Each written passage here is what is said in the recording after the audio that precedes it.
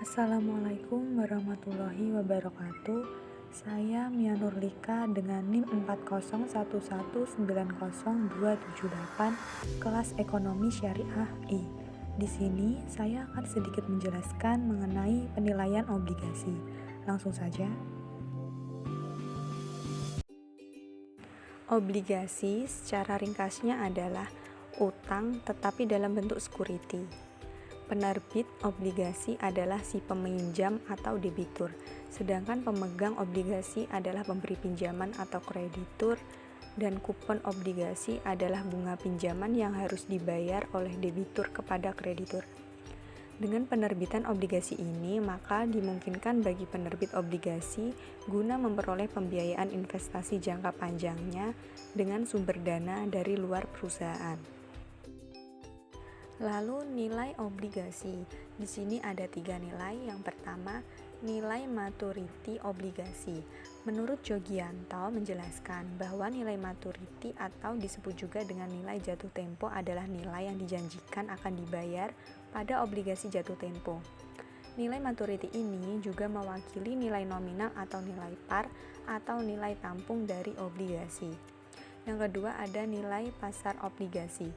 Nilai pasar obligasi atau market value adalah nilai jual obligasi yang terdaftar di pasar modal pada saat tertentu. Misalnya adalah kutipan nilai-nilai pasar beberapa obligasi yang tercatat di New York Stock Exchange, di surat kabar The Wall Street Journal. Lalu yang ketiga ada nilai intrinsik obligasi. Nilai intrinsik atau intrinsic value atau nilai fundamental atau nilai sesungguhnya dari suatu obligasi adalah perkiraan nilai sebenarnya suatu obligasi. Nilai sebenarnya tidak mungkin dihitung dengan tepat, hanya dapat diperkirakan. Selanjutnya, sekuritas berpenghasilan tetap. Instrumen jenis sekuritas ini adalah obligasi, yaitu surat utang jangka menengah sampai panjang yang dibayarkan pada jangka waktu tertentu.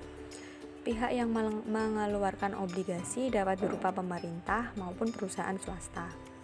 Bunga obligasi dibayarkan dalam periode tertentu dengan rentang waktu umumnya antara 1 sampai 5 tahun. Besarnya suku bunga pasar mempengaruhi jenis sekuritas ini.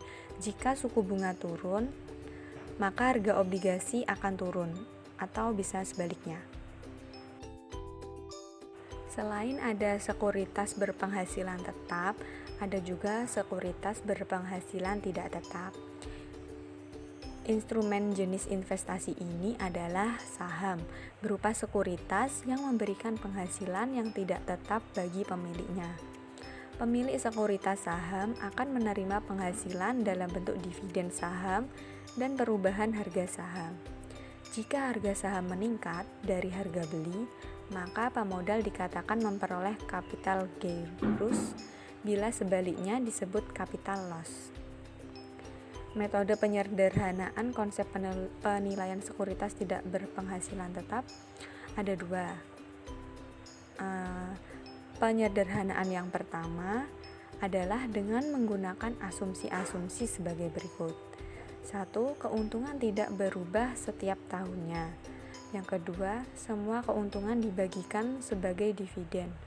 Berdasarkan asumsi-asumsi tersebut, bisa dirumuskan bahwa harga sekuritas saham saat ini adalah P0 sama dengan E berbanding R atau P0 sama dengan D dibagi R.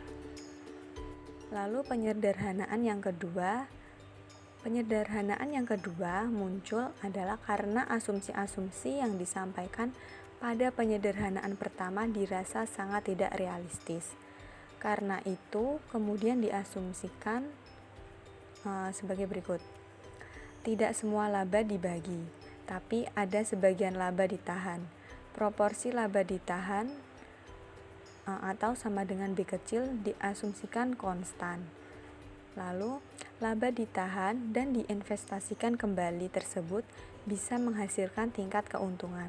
Disebut juga return on equity atau ROE sebesar R besar. Sebagai akibat dari asumsi-asumsi tadi, maka laba per lembar sekuritas saham atau sama dengan E besar dan juga dividen atau sama dengan D besar meningkat sebesar B kecil dan R besar. Peningkatan ini kita beri notasi G kecil. Dengan kata lain, G kecil sama dengan B kecil R besar. Sekian penjelasan dari saya. Apabila masih ada yang kurang paham, bisa didiskusikan bersama-sama.